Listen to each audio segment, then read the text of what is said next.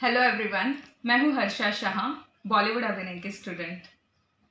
आज मैं आपको हमारे 3 जुलाई के हुए स्टोरी टेलर प्रोग्राम के बारे में सारांश बताने वाली हूं। तो पहले तो स्टोरी टेलर प्रोग्राम ये है क्या?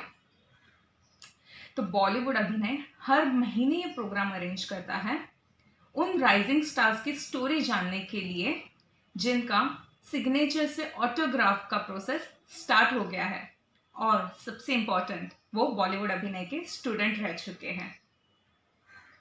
ये प्रोग्राम इसीलिए कंडक्ट किया जाता है ताकि हमें उनकी जर्नी एक्सपीरियंस पता चले, ताकि हमें फील्ड की रियलिटी समझ में आए और हम भी उस तरीके से काम करें।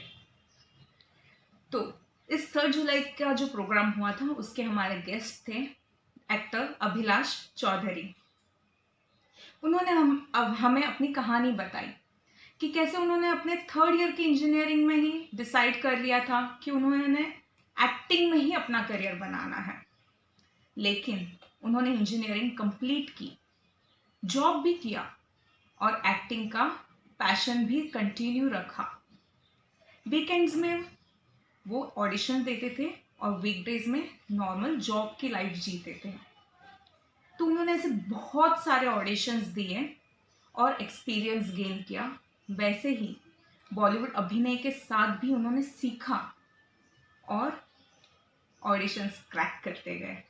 उन्होंने बहुत सारे रोल्स किए और अभी उनका सबसे बड़ा रोल प्रोजेक्ट बाहर आने वाला है जिसका नाम है State of Siege Temple Attack, जिसमें उन्होंने मेन विलन का कैरेक्टर प्ले किया है।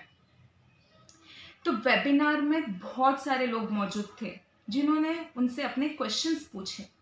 तो आज मैं आपको उन 7 इंपॉर्टेंट क्वेश्चंस के बारे में बताने वाली हूँ जो बहुत इंपॉर्टेंट है एक एक्टर के लिए। जैसे कि पहला सवाल, टाइम मैनेजमेंट कितना इंपॉर्टेंट है?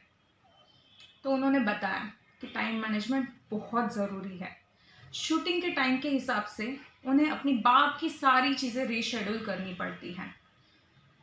जैसे कि एक्टिंग की प्रैक्टिस इम्पॉर्टेंट है, वैसे ही हमारी नींद, स्लीप, एक्सरसाइज और डाइट बहुत ज़्यादा इम्पॉर्टेंट है। हमें सबको इक्वल इम्पोर्टेंस देना चाहिए। फिर सेकेंड क्वेश्चन ये कि हमें प्रोजेक्ट कैसे चूज करना चाहिए? तो उन्होंने ये बताया कि कोई भी प्रोजेक्ट को हमें जज नहीं करना चाहिए, भले हमारा रोल या कैरेक्टर उसमें छोटा हो या बड़ा। जो भी हमें मिलता है हमें कर लेना चाहिए ताकि उससे हमें एक्सपीरियंस मिले, हम लोग सीखते रहें।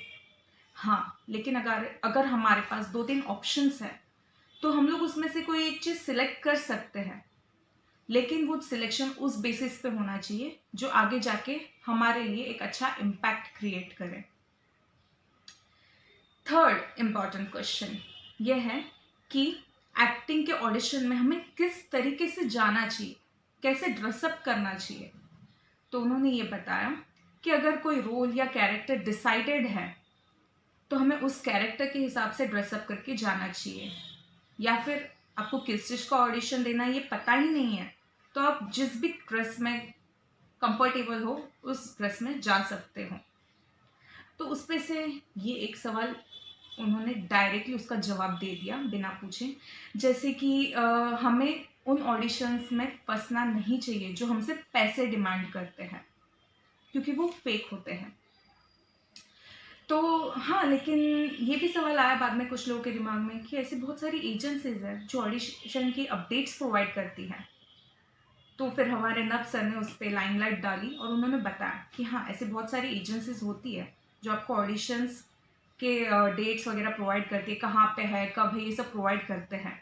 लेकिन हमें उन पे सब्सक्राइब करने से पहले ये फाइंड आउट करना बहुत ज़रूरी है कि वो लोग कितने जेन्यून है और उनके टर्म्स एंड कंडीशंस हमें पता होने चाहिए। ओके, तो ये हो गए हमारे 3 सवाल। अभी हमारा चौथा सवाल ये है कि अगर हम लोग किसी एक ही कैरेक्टर के बारे में प्रिपेयर कर रहे हैं, समझो नेगेटिव कैरेक्टर, लेकिन हमें मिल गया पॉजिटिव कैरेक्टर, तो क्या हमें वो प्रोजेक्ट करना चाहिए या नहीं? तो हमारे गेस्ट ने ये जवाब दिया कि हमें किसी भी एक कैरेक्टर पे निर्भर नहीं रहना चाहिए। हमें हर तरह के कैरेक्टर प्रिपेयर करने चाहिए, क्योंकि हर कैरेक्टर में कॉमन चीज यूज होती है जो है नॉरस। अभी था हमारा 5वां सवाल। लेवल बढ़ता जा रहा है इंपॉर्टेंस का। 5वां सवाल ये है कि सेलुलॉइड एक्टिंग ये है एक डायरेक्टर्स मीडियम, तो फिर डायरेक्टर का एक्टर होना ये कितना ज़रूरी है? क्या हम अपने आइडियाज़ डायरेक्टर के साथ शेयर कर सकते हैं? तो उन्होंने बहुत आसान जवाब दिया कि डायरेक्टर्स का एक्टर होना बहुत ज़रूरी है, तभी तो हम उनके विजन को समझ पाएंगे, उन्हें जैसा चाहिए हम वैसे काम कर पाएंगे। रही सजेशंस देने की बात, तो एक एक्टर को, एक आर्टिस्ट को क्रिएटिव होना बहुत ज़रूरी है। तो हम लोग उन्हें अपने सजेशंस दे सकते हैं अगर वो डायरेक्टर की थिंकिंग को, उस सीन को मैच करते हैं, लेकिन उनके अपोज में नहीं जाते। उस सीन का, उस प्रोजेक्ट का कहीं पूरा मीनिंग चेंज नहीं हो जाना चाहिए। अभी 7वां सबसे इम्पोर्टेंट सवाल, जब हम किसी प्रोजेक्ट पे काम कर रहे हैं तो उस प्रोजेक्ट की बातें, उस प्रोजेक्ट के फोटोज हम लोग कब रिलीज कर सकते हैं, या रिलीज करना भी चाहिए या नहीं? तो उन्होंने ये बताया कि हम जिस भी प्रोजेक्ट पे काम कर रहे रहेंगे, जिस भी प्रोडक्शन हाउस का, उनके सबके अलग अलग टर्म्स एंड कंडीशंस रहते हैं, तो हमें वो पहले जान लेनी चाहिए, उस हिसाब से कोई भी स्टेप लेना चाहिए। उनसे हमेशा पूछना चाहिए क्या हम ये चीज़ कर सकते हैं या नहीं, क्योंकि ये चीज़ हमें लॉन्ग टर्म, हमारे फ्यूचर में बहुत इफेक्ट करेगी। तो ये था हमारे 3 जुलाई के प्रोग्राम का सारांश।